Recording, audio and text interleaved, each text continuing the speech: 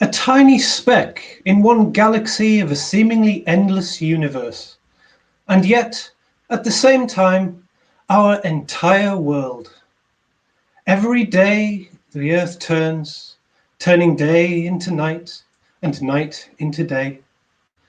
And every day we benefit from its conditions that make life possible and its resources that allow us to live here. And so it is only right that we take a day to appreciate the Earth and to consider how we might better look after it. And that day is tomorrow. But tonight we have an esteemed panel of experts ready to dazzle you and educate you and amuse you with all kinds of improvised expertise on all of the subjects you never thought to consider. This is the MissImp Museum Earth Day special. Good evening. Hello, welcome to the Earth Day special. My name is Dave. You join me live from the MissImp Museum, where I have 5 excellent experts for you. They're from all parts of academia and industry, covering the entire spectrum of knowledge and expertise. In the next hour, we will educate you on all of the topics that you never thought to consider regarding the Earth and the environment. Now, I will guide you through this as we go. I will introduce each section in turn. One thing I would like to encourage is that we want your input. As the audience at home, you're as much a part of this as the panel I have here.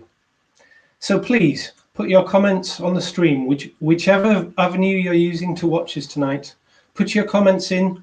If there's anything that we're dealing with or that's referring to, like Nick just did there with his comment of Earth, it's quite the observation. We will use as many of these comments and input as we can throughout the show, and we will use it to steer what expertise and what questions I ask our panel. I will start by introducing some of the experts we have tonight. First up, we have Professor Benny Hamburger, if I can find him, and we have Professor Johanna Petridis. Good evening, both. Good evening, David. Good evening. It's great to have you both with us, and I believe you've got some, you're going to talk us through some of the exhibits from the MissImp Museum shortly. Yes. Wonderful, wonderful exhibits, David. Wonderful. I look forward to that. This should be excellent result. I'll let you go and do your final preparations. See you shortly. After those two, we will have 2 experts that will go into a head-to-head debate. We have Dr. Geneva Niche and Patience Meadow OBE. Good evening, both. Good evening. Pleasure to be here. It is a pleasure to have you both with us, and I very much look forward to you locking horns in the debate. Hopefully we will keep it civil tonight. Of course. Well, I'm sure I will. Okay, starting early. I think that was well held back there, Patience. I could see the chagrin.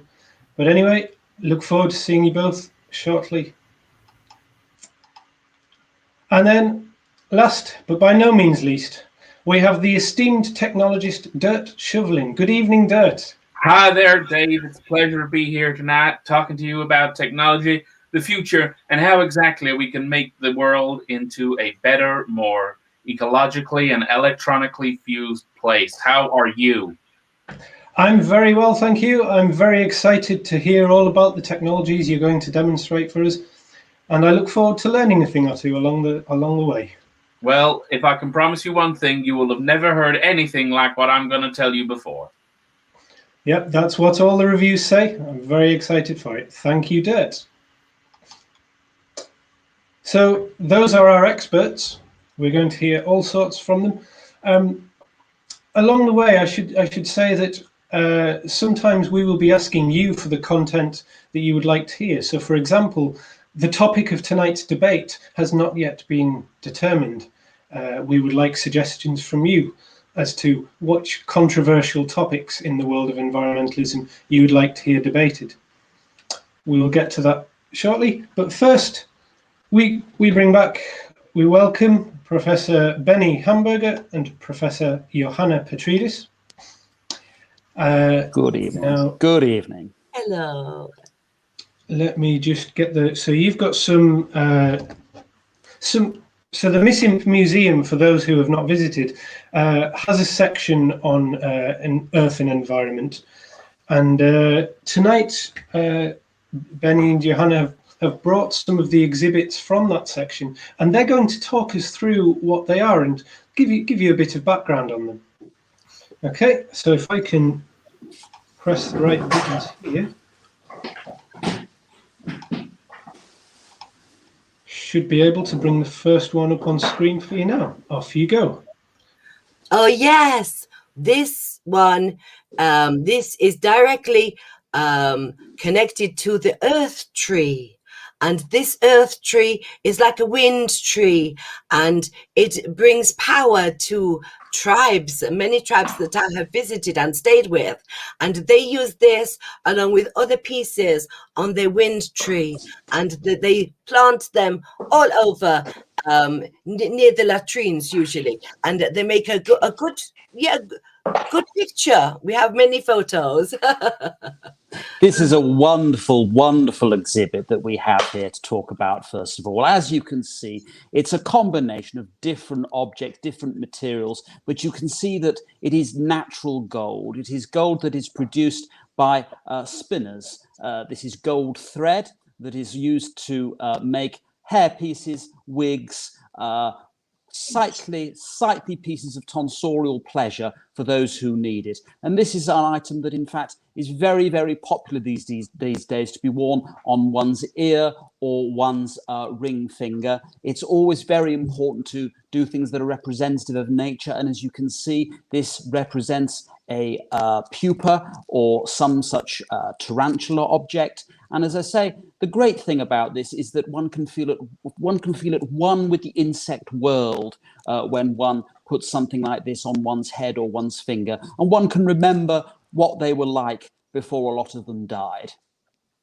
Well, it serves so many purposes, and while it is on the tree and spinning round, it brings the power. And when the tribes are ready to party, what do? Is they take it off the tree and they wear it for the evening, and they have great time, and then they put it back on the tree, and it brings more power, more lights, and more music. It's good. And as Professor Petridis says, particularly popular around latrines.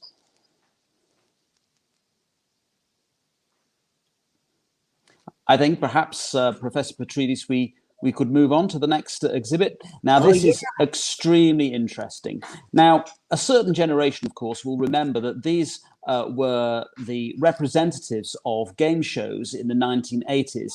And some of you older members of the audience this evening will remember that you would place letters upon these hexagons in order to obtain what was called a gold rush, I believe. Now, obviously, we don't have any more gold in the world today, only in very thin streams. But nevertheless, this will be a game that will be played in the future, because there are essentially 6 elements that are going to be left in the future. And therefore, you can see that 6-sided objects are going to be very representative of how one is able to proceed in the future, and how is able to earn gold by essentially playing board games and games of general knowledge, because we will live in a much more meritocratic society in the future. And this is the first template for the largest blockbuster game ever seen this side in Western Europe. Yes. I mean, currently, some tribes, I mean, the Kaluli, for instance, the Kaluli, they have some pieces, and what they do is they place the piece on the ground, and on each side, each of the 6 sides, they have different vegetables to grow. So what they do is they grow vegetables from there, and then they have to hop from one to another, and then they have more vegetables growing, and it makes it much easier to lay the beds. It's very good, but eventually the game will commence. At the moment, it is just in pieces, but we will have it all together very soon. New technology and harmony for everyone. Hexagonal fruit and vegetables, very much as Professor Petridis has said, are seen as the future. For example, it is very easy to carve carrots into this shape that you see in front of you, not to mention apples, pears, bananas and kumquats. So we do believe that by storing vegetables in this way, it will allow for the more interesting as well as more efficient storage of vegetables in their separate pods. And one, of course, when with edges to vegetables, they are much more efficiently stored. So this represents, I think, as Professor Patrice hopefully will agree with me, a great step forward. Oh, yes. Tidy vegetables. Yes. Oh, yes. This is the way we are going to express ourselves in the future. We use recycled waste, and quite often we will iron it to different objects to preserve them. In the future, they are going to last a long time, and we'll have pieces of color to enhance the carvings. It is very good. We can use it, iron it. We can use hot air on it.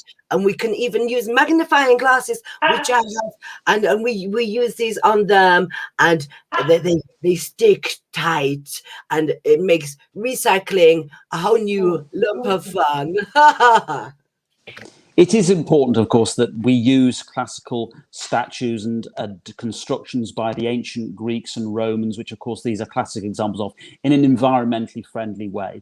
So, of course, what better way than to do that than to convert all future supermarkets into classical museums? Because it's obvious, isn't it, really, when you think about it, that when one is shopping in any of the big supermarkets, of course, we're not going to mention names this evening, but they begin with L, S, and T, that if you're going around shopping surrounded by classical antiquities, the shopping experience is a far more cultured, enlightened, educated, and of course considerate one as far as the environment is concerned. So this, of course, shows two plastic bag stands, which are going to be combined with classical architecture, so that when you pick up your plastic bag in the supermarket, you're going to think about Greece and Rome 2,000 years ago, and how they perhaps started the long 2,000-year decline to the environmental problems that we have today, and how we need to celebrate the art and culture of the Romano-Greek world, but at the same time to make sure we buy a gaily coloured plastic bag.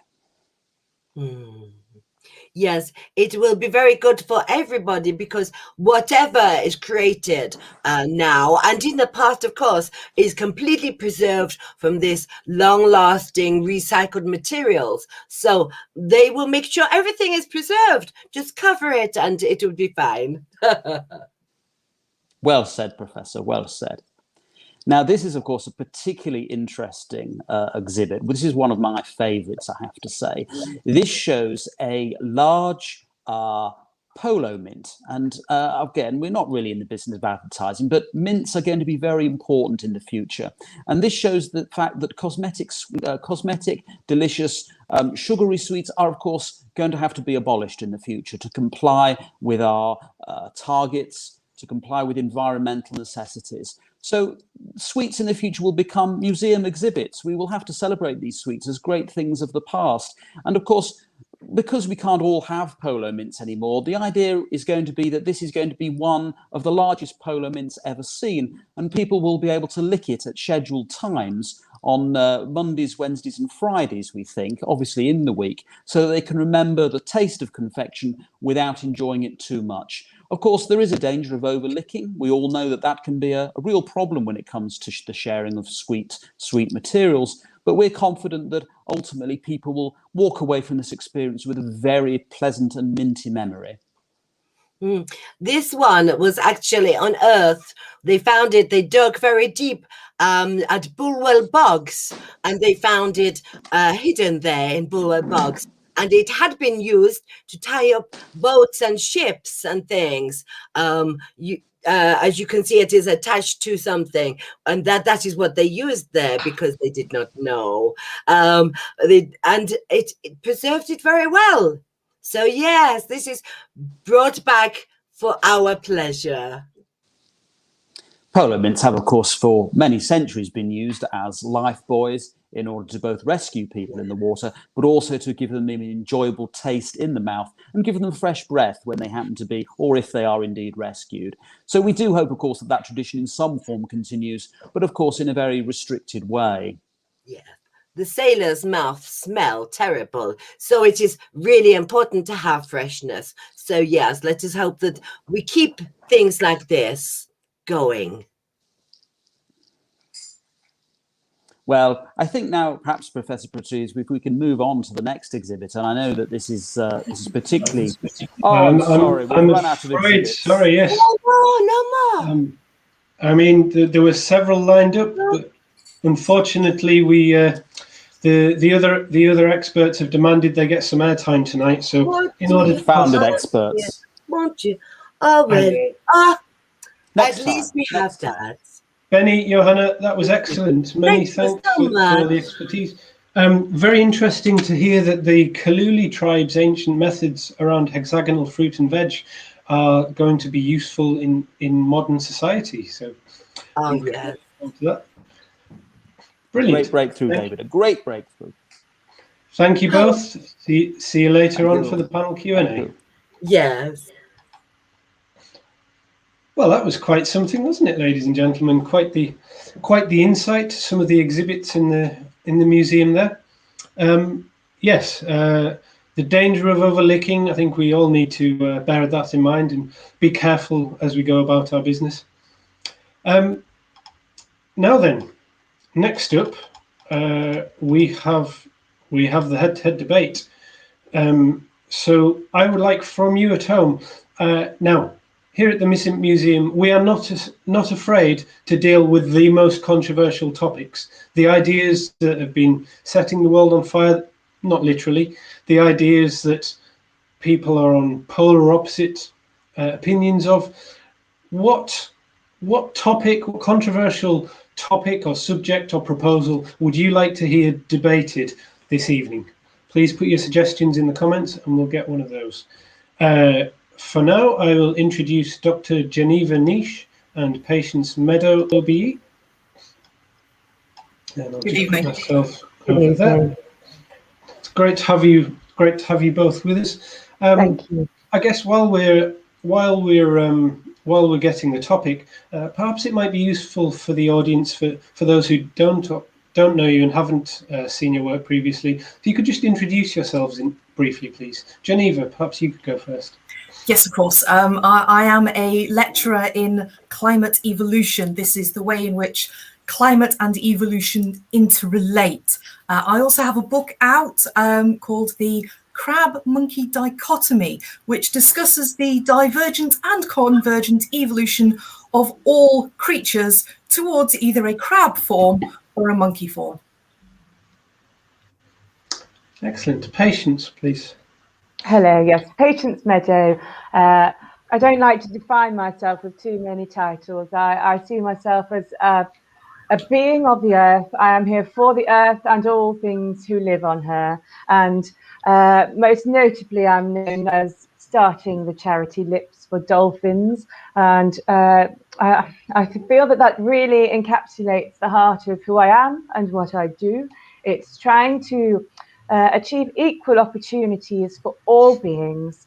And one thing that we're really, really doing well with at the moment is enabling dolphins to be able to play the flute. Excellent. Which is beautiful. I have no doubt. I look forward to hearing the recordings when they're released. Thank you for all your suggestions at home. We've had now. This is I mean, when we say big, this is a huge issue that has been having huge amounts of debate. Many thanks to Jennifer for suggesting this one. Oh, sorry. Jennifer, the topic she suggested is, should we drain the world's oceans to stop flooding? Should we drain the world's oceans to stop flooding? Geneva, perhaps you could start, please. Yes, it's a very interesting concept, this. And the question, of course, is where should we drain them? I believe the answer is quite obvious myself. A mild filtration apparatus and piping straight to the deserts, thus preventing desertification at the same time as preventing flooding. It's a two birds with one stone sort of solution. Oh, sounds good. Patience, is this the solution we've been looking for? Absolutely not. No, I mean, firstly, with my personal interest with the dolphins, I mean, what will happen to the dolphins if you drain the oceans? It's a natural habitat. It's a protected ecosystem. It's one of the most important ones we have, which keeps the world doing what it needs to do, thriving. And if we to start, filtering it out to the deserts, that's a whole ecological system of its own. It's meant to be dry. I mean, as we all know, succulents are very popular. How are we going to stock our stores with succulents if we don't have deserts? So, we need to consider the bigger picture here. For me, absolutely no draining of oceans. Geneva, how would we save succulents? Well, succulents grow in a great many places. We know that simple rockeries, for example, can sustain a large number of succulents. I would recommend the planting of rockeries in all gardens. Simply make it a building requirement. All rocks in gardens? Where would we get those rocks from? Is that feasible, Patience? No, absolutely not. I mean, we're missing so many points here. Of course, gardens with rocks are fine, but that still would only work in dry gardens and in hot, humid climates. I mean, we know in this country we have a lot of rain. We have to bring our succulents indoors. And the reason I promote succulents, even though they're quite, what people might say, hipsterish, I'm sorry for using a label, I don't like labels, but they are increasing people's interest in plants, in ecology. And I think whatever we can do to bring plants inside the house and into people's lives, I mean, I personally don't go to bed without a pillow of moss, because I can't bear to not be around nature, and the benefits that you get from that are wonderful.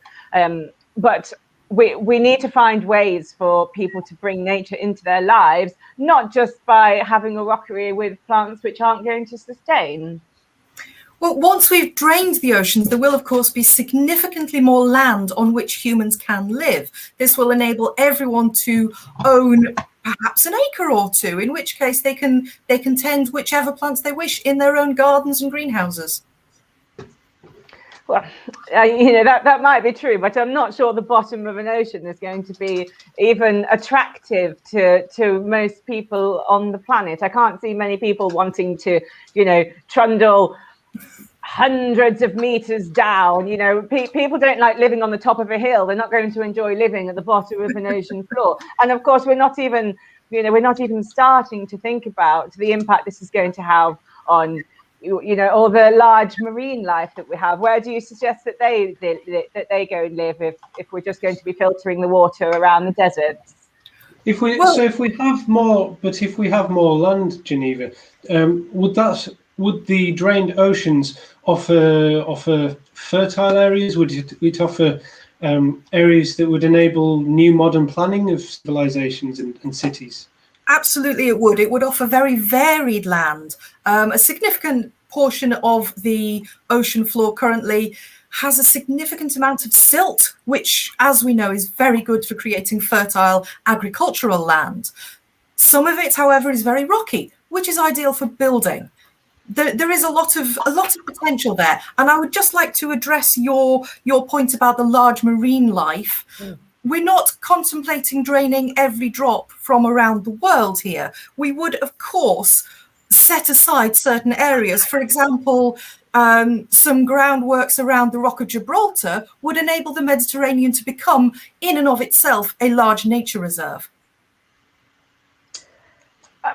Patience, there might be some geopolitical issues with as controversial as the suggestion has been to drain the world's oceans. If we don't do it completely, would there be political tensions in terms of which bits we do and don't drain?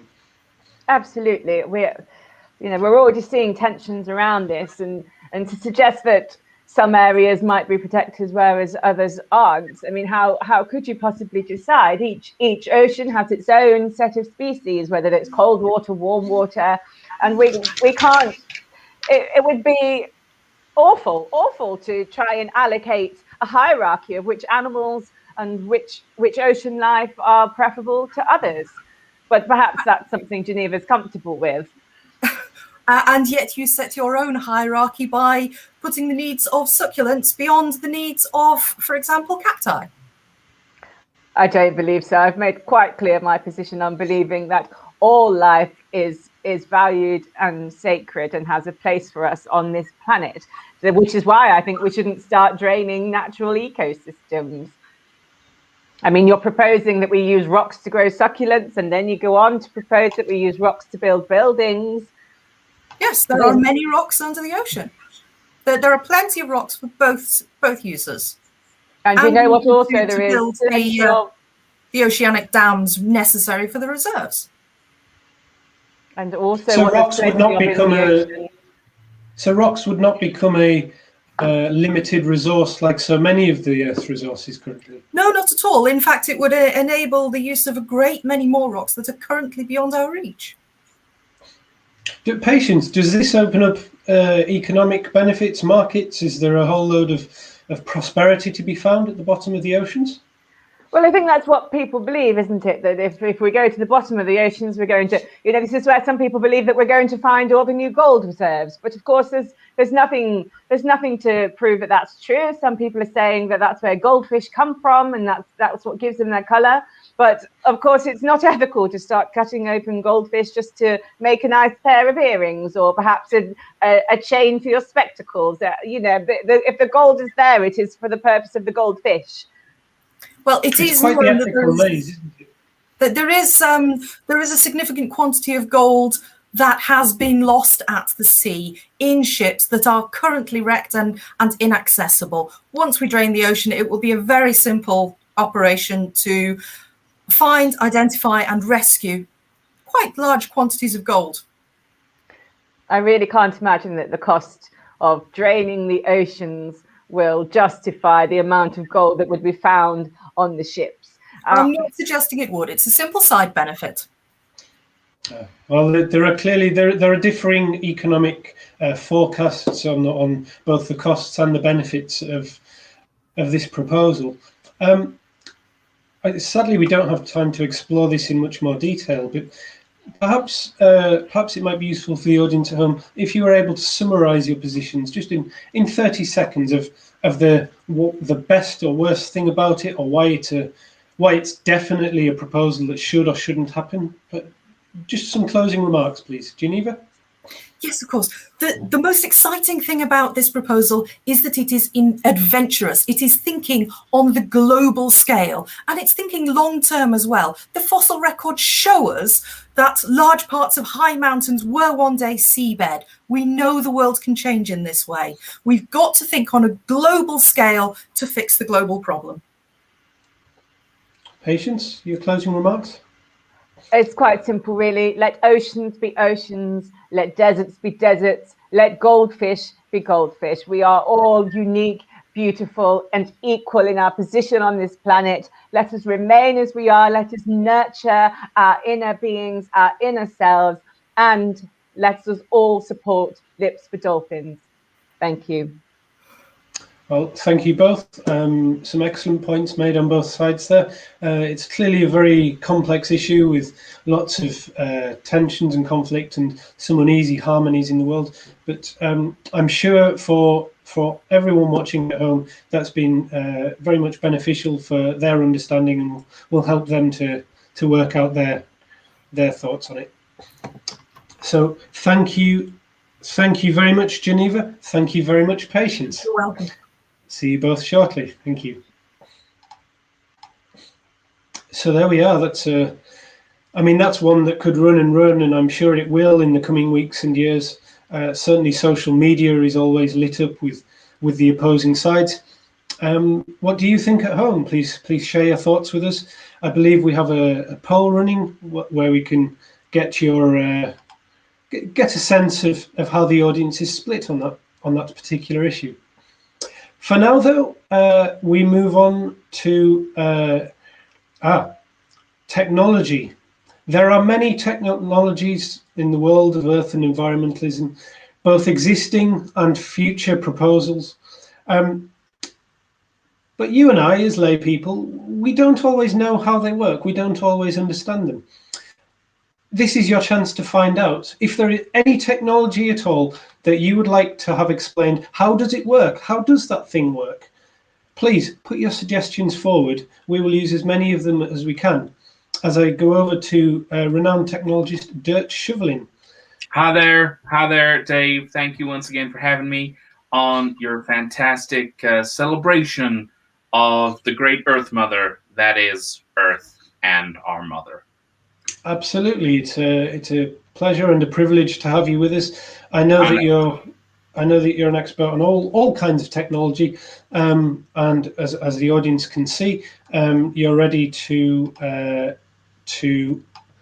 demonstrate with your whiteboard there.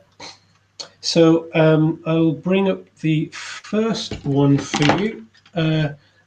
Nick would like to know, how does piezo electrical energy generation work, please? Piezo electrical energy generation. What a fantastic question. I'm going to start off by writing the word technology off the board, because right now we need to go back to first principles. So, piezo electrical energy generation. Now, I suppose most of you know how regular energy generation works. That is to say, we extract differences in charge from different kind of things. Often this is done by waving a magnet over a wire. This is sometimes done by capturing the energy of wind to turn motions. We've got all sorts of things. Now, piezo electrical energy generation. Piezo, of course, P-I-E-Z-O, electrical.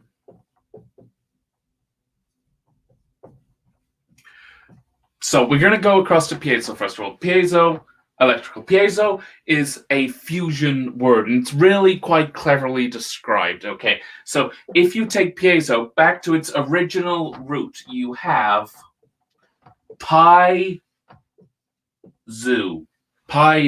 Okay, now what exactly does a pi and a zoo have to do with generating electricity, I hear you ask? And that is a fantastic way for your thoughts to be taken, because in your average zoo, we're just going to put one on the board here. So we got a cage with, let's say, a tapir in it. Here we have a tapir in a zoo. Now, this tapir is going to be doing all sorts of day-to-day activities. It's going to be eating. It's going to be moving. It's going to be expelling gas. It's going to be expending energy. Now, with this system, with piezo, what we do is any energy that gets given off by these zoo animals, we gather that up, send it down and into our wires filled with electricity.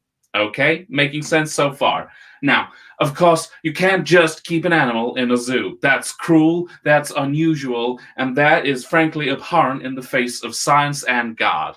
You have to feed them. And what do we do for that? There is no finer source of carbohydrates and your choice of fillings than a pie. We feed the pies to the zoo animals. This is then converted into the waste products that I mentioned afor previously. I beg your pardon. Afor previously. And this excess product is then harvested, harnessed, and put into your homes as the great green power of the future. It's about a more efficient system. It's about a more harmonious system. It's about a system that spits in the face of entropy. That is piezo electricity generation. Do we have another question? Excuse me. We do. Richie has asked, can we invent trees that work better than actual trees? Now, I believe you've been studying some of the artificial tree production methods. Perhaps you can enlighten them? This is interesting. And you know what? I sometimes feel this could have been a plant, because this is the question I get asked all the time. And I've got to admit, I'm a world-renowned expert on it. Okay, so trees. Your average tree is basically a tube with a plant out the top and kind of fingers out the bottom. Now, what does that look like to you? To me, it says garden rake. Okay? What is the function of a garden rake? It is to gather things up and club them together so they can be dealt with more easily. And that is exactly what your standard tree does. Now, trees, of course, very useful. They give out oxygen and CO2 at night. Now, CO2 at night, not so useful. We want the oxygen, okay? We want to trap the carbon inside trees. So what we're proposing is, instead of a system whereby you have trees that are spending half the time awake, half the time asleep, respiring, perspiring, and then photosynthesizing, we are going to instead move to a series of sleep-deprived trees, okay? Now, we all know the Earth spins round, okay? Undeniable fact. We're going round, we're going round, we're going round. That's just the way it is. And of course, we have the sun. We're going to use one of these handy little magnets to represent the sun, but not the one I threw on the floor. So we got the sun. That is over there. That sends its light onto the Earth. So this side is always bathed in light, and this side is covered in shadow. Tragically, you can only see the bright light of my setup technically upon there. However, the light is coming on there, it's bouncing on there. So we have the dark side of the Earth, and of course this is spinning around, like we said. So we have the trees, and on this side, we've got some great happy trees producing, productive, giving out the oxygen we desire, and taking in the CO2 that is harmful to the environment. Now, what I propose we do is, on all of these roots, we are going to put a couple of little joints.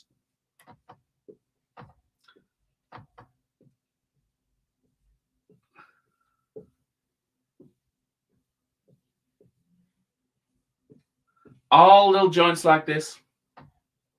So this tree is now able to move in the manner of a spider across the Earth, chasing the light. And how are we going to get it to do that? Well, that's really very simple, because up top, in charge of the whole tree, we're going to put ourselves a little sunflower, because sunflowers always want to face the light. If they are in control of a robotic death tree, I say death tree, that is only because of some of the partners we are working with. The US government is interested. We can't shake them off. On top of a robotic death tree, your average sunflower can move and pilot this sort of automated tree craft around the Earth at a pace that is frankly terrifying, but also incredibly conducive to the trapping and raising of carbon dioxide levels, improving the state of the environment, reducing the threat of climate change, and protecting our Earth as we go forward. I hope that answers your question, Richie. Have we got another one, Dave? We do. We've had an interesting one in from Eric. So Eric would like to know, Quasar television, does it work? Is this something you've studied? Dave, have you ever known me not to study something, Dave? So, that's fair. Quasar television. Now, we got two things we need to unpack here. First of all, television. If you don't know what television is, it's basically what you're watching now, but you can't take it around with you. It's stuck in a box. That is television. TV. The idiot lantern, the goggle box. That is television. Now, what is a quasar? Well, that is a fascinating branch of science, and it ties in to astrophysics, my third favorite type of physics. So, out in space, we have got planets.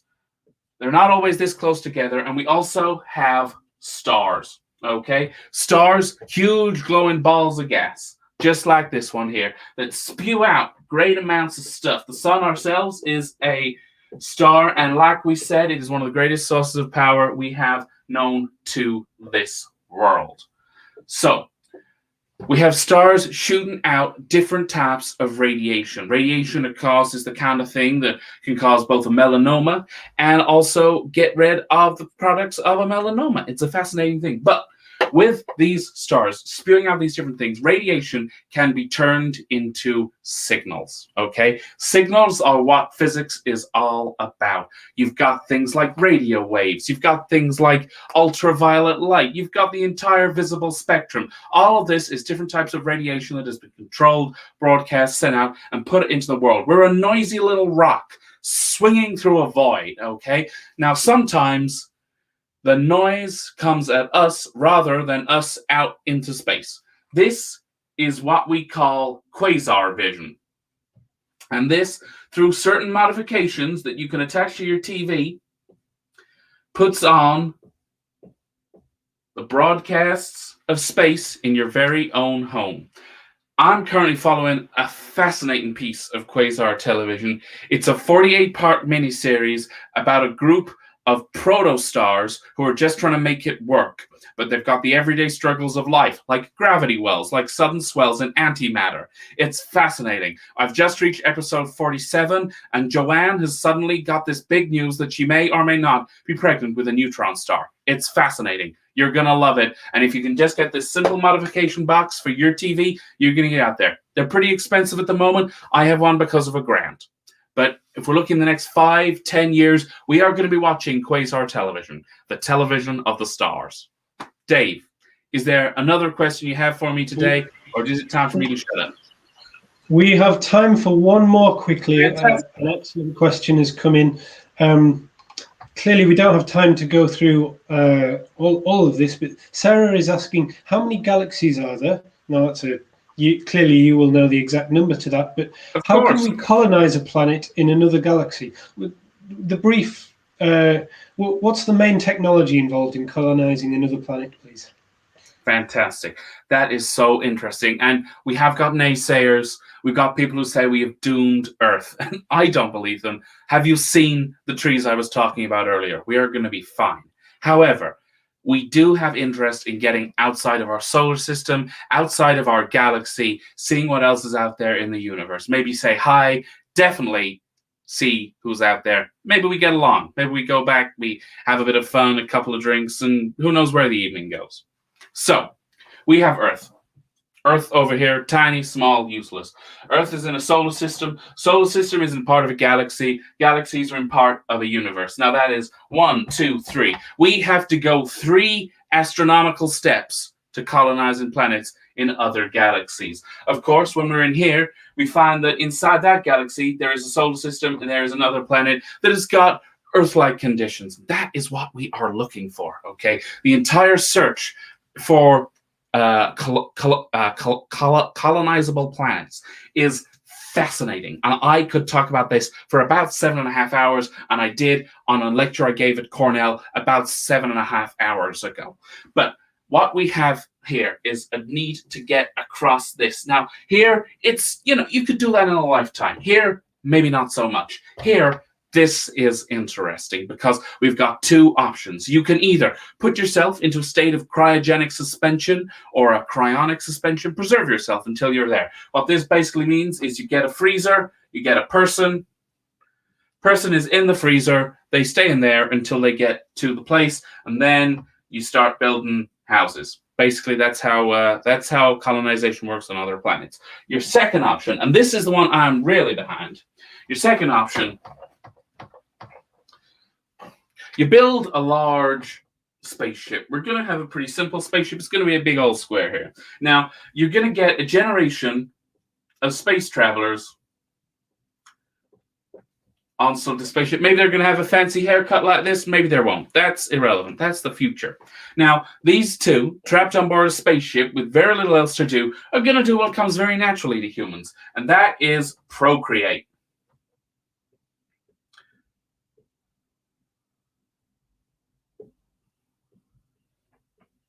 Now, with that generation of kids, what you have is more and more generations spawning out of this until you have, from, say, a starting group of, let's go 30 to give it balance there, you're going to have a 100-strong group of people who are ready to set life on a planet. And this is the interesting thing, because during your space travel, you're going through your resources, and as your food runs low, as your water runs low, you've got to think, what else is there? Of course, there are hydroponics, you can grow things on there, but what about protein? And the fact of the matter is, you gotta eat the old people, okay? As you get older, you kill them off, fry them in butter for half an hour, granny tastes great.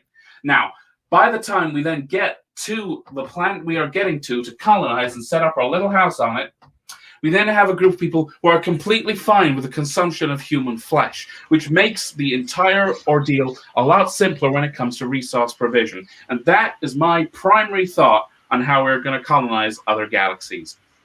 generation vandalism. Many thanks, Dirt. Hopefully that's answered Sarah's question.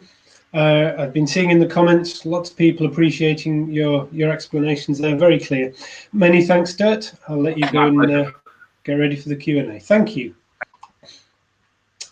So there we are. That's several complex technologies distilled down and made very clear and consumable for you and I.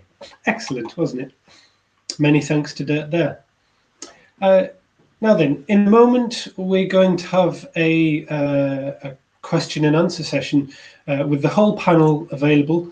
This is your opportunity to ask any question you want to do with anything to do with the earth, the environment, energy, resources, consumerism, the natural sciences, whatever it may be. If there's a question that you want an answer to, please put it in the comments and we'll get through as many of them as we possibly can. Just first though, I should say, here at the MissImp Museum, we do everything we can to bring this expertise to you, to educate and entertain the masses. And we put this on for free because we believe in sharing the wealth, in sharing the knowledge as best we can, as far as we can. If, however, you feel that you have found this evening's session very entertaining and informative, and you would like to make a contribution to the running costs here at MissImp, we would very much appreciate that. If you would, you can. We've got the address going along the bottom of the screen now. We'll try and get it out into the comments shortly. missimp.co.uk/tip-jar. Any donations very much appreciated, and that will enable us to continue to produce shows like this one. Also, if you haven't already, please like us on Facebook and subscribe to us on YouTube so that we can ensure that when we do put on more shows such as this one, that we can let you know so that you can benefit and you can watch them. Okay, that's probably enough for now though. I think time is running short, so I'm going to bring all of the panel back on screen. We have Johanna, and Benny, and Geneva, and Patience, and Dirt. As I say, we will get through as many questions as we possibly can in this time. I had an excellent question in from Katie. Katie would like to know, is teleportation the answer to greener travel? Patience, I believe you've looked into this.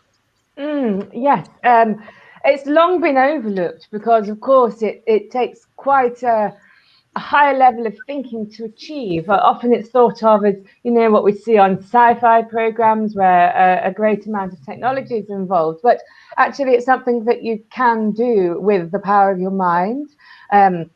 It does involve using less oxygen and actually taking in more carbon dioxide. That's a way to achieve that state quite quickly. But of course, once you can do that, then you can teleport anywhere you like, and that involves no resources whatsoever.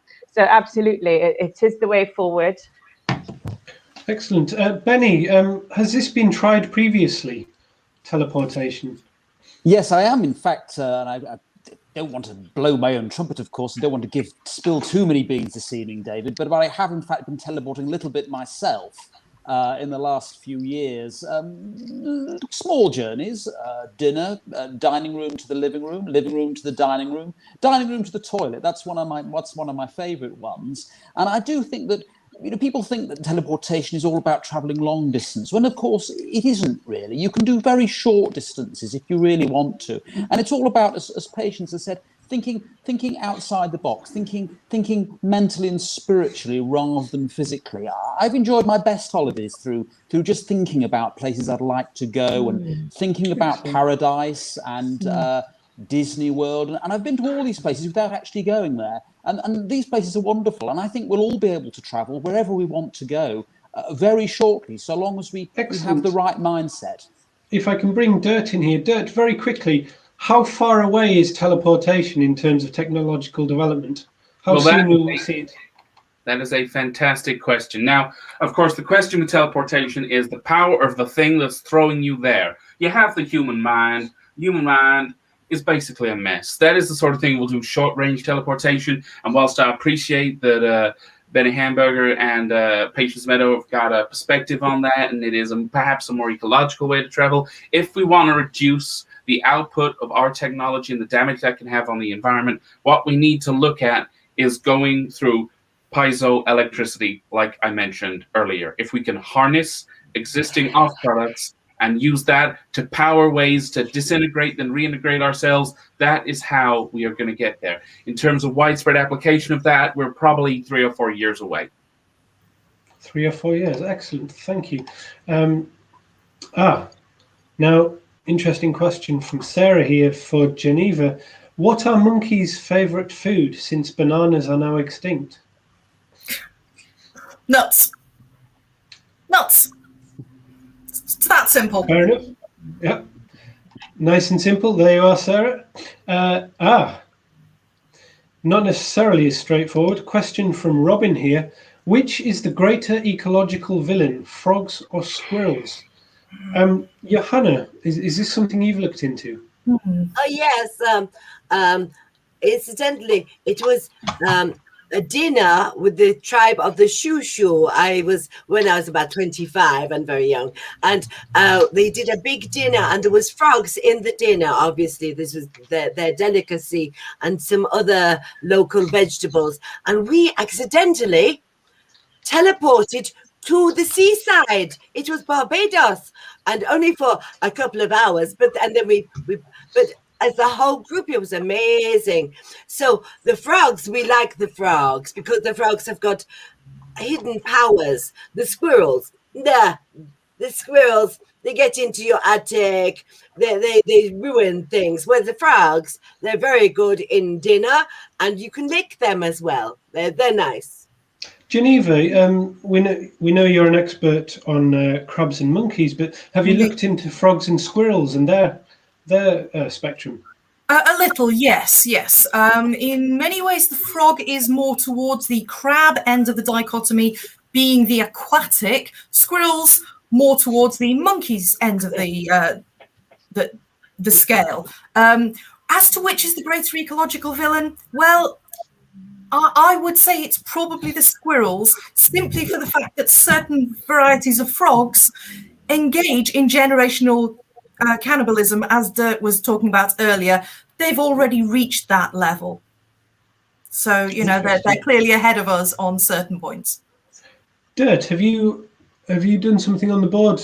Yes, thank you for noticing. We have both a frog and a squirrel. Now, these are, of course, artists' interpretations. I am the artist. I have interpreted these. So what we have here is a frog standing atop some sort of mechanized death bot. It's huge. It's all in scale. We have a squirrel stood upon a cliff. Now, which of those to you sounds worse for the environment? I will tell you it is the frog on a mechanized death bot, because those death bots do not care where their power source comes from. They do not care if they are trampling through areas of natural beauty. They will just shoot out heat rays.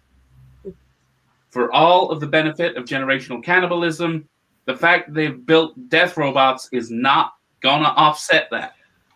Interesting stuff. Thank you. Now then. So question from Nick here. Maybe this is getting into semantics, but Nick would like to know, is mud, his word, not mine, is mud an offensive way to describe honest soil? Patience, I believe you're a linguistic expert on environmentalism. Yes, absolutely it is. In its origins, it was just a way to describe the earth, which gives us life. But over time, it's been used negatively. You say if something's got mud on it, it's dirty, or if something's muddied the waters, it's been spoiled. And to be honest, it's just such an awful way to talk about the thing that gives us very life, the things that nurtures us. If we fall, what's there to catch us? The very earth itself. So yes, it's spilled into our popular culture. We see the word mudblood used in Harry Potter. It's universally used, or awfully. So yes, it's a terrible term, and I promote the word earth and only earth. Oh, I can see Dirt's keen to come in at this point. I've got to say, I found that incredibly disrespectful towards my name, and I think that Patience should maybe take a little bit of nominative determinism, shut up and think about what she's saying for a moment. Well, okay. I think point taken. I don't think we need to get into any personal attacks in any direction, and I'm sure any offence was entirely unintended and inadvertent. Benny, mud, an offensive way to describe honest soil? What's the history of this? Well, this is a very interesting term. Not many people know that MUD is in fact a acronym for the expression of mainly underdeveloped, because really MUD is what we like to call a youth. It's like what we like to call a tearaway element, something that has really been naughty, has been troubled, has been mixed up. And really the question I think for us, David, this evening is do we really need to look at soil that doesn't really know what it's doing with itself? Do we need to look at rehabilitation? Do we need to look at punishment? I think that's the question for us tonight. And speaking as someone who believes that capital punishment is akin to killing people, then I think we need to take a more sympathetic approach. I think we need to look at mud and we need to enjoy it. We need to spread it around. We need to rub it in. And I think that if we can do that in our faces and in people's faces, then I think that we would all feel a lot better. Excellent. Well, thank you all for that. We're coming towards the end of the show now. And I think one thing that would be useful is just to get some closing remarks from each of you. In particular, it is Earth Day tomorrow. What one thing would you like the viewers at home to be thinking about or considering or changing, or what's the most important factor that should be on their mind? Something big for the audience to take away, please. I'll start with you, Johanna, please. Well, this is our Earth. We all own this Earth, and we must touch it. We must get out there and touch it and feel it and work with it. This is our Earth. Let us become part of the Earth. Let us grow from it. Let it give to us, and we give back to it. And we nurture our soil, and we nurture our flowers, and we enjoy them and spend time with them. Very nice. Dirt, final thought from you, please. I think that's a fantastic idea to leap off from. My final thought would be life is a complicated series of mistakes, and we're going to keep making those mistakes. And with the advancement and progress we're making in society, we can make those mistakes in a correct actions. We can fix our mistakes. That is the point why we have technology. Also, buy LED light bulbs because they're low energy, and most of them you can get them to change color, and that's always fun. Fun indeed. Geneva, a final thought from you, please. Yes, I think one thing that we need to be clear about is what Earth are we saving? Are we attempting to turn back time to something it was before, or will we usher in a new future? And the simple fact is we have not yet, Dirt may correct me on this, but we have not yet managed to harness time travel, and therefore going backwards is not possible. We must go forwards. Going forwards is going to require sacrifices. What are we willing to sacrifice? Well, that's quite a question for people to consider. Benny, final thought from you? Well, it's been a wonderful evening, David. I've very much enjoyed listening to everybody's amazing ideas. And I think we can all perhaps confidently say, perhaps we do have our disagreements, but we can all confidently agree that there are so many good ideas that are out there that we've given the viewers this evening that we can all take those forward. If I had one little suggestion very quickly, David, I would suggest that we all go out tomorrow to a shop that sells vegetables. We carve them into hexagonal shapes. We make them into a little druidic circle of worship. We sit in the middle of that circle and we think and we contemplate. And I think that just as the apple dropped from the tree in Newton's day, so our hexagonal vegetables could well inspire us to some great days in the future, however many they may be. Indeed, thank you. And Patience, final thought from you, please. I would really like everybody to just really think outside the box. And this time we've all been encouraged for ourselves to focus on self-care. And I'd like us to think, how can we take that self-care out into nature, make nature a part of it, and not just about ourselves. So can we give a duck a face mask? Can we present a harmonica to a blade of grass? Can we give a hedgehog a manicure? It's over to you. Well, those are big questions to leave us with. I would like to say personally, very big thank you to each and every one of you. This evening has been fascinating. There's plenty of food for thought for all of us, I'm sure. Plenty for us to think about tomorrow on Earth Day itself. I'll let you all wave goodbye as I let you leave the stream. Thank you all. Thank you, Johanna. Thank you, Benny. Thank you, Geneva. Thank you, Patience. Thank you, Dirt. And so, ladies and gentlemen, this just about brings us to a close of tonight's Earth Day special. I hope you've enjoyed it. A couple of things to quickly mention.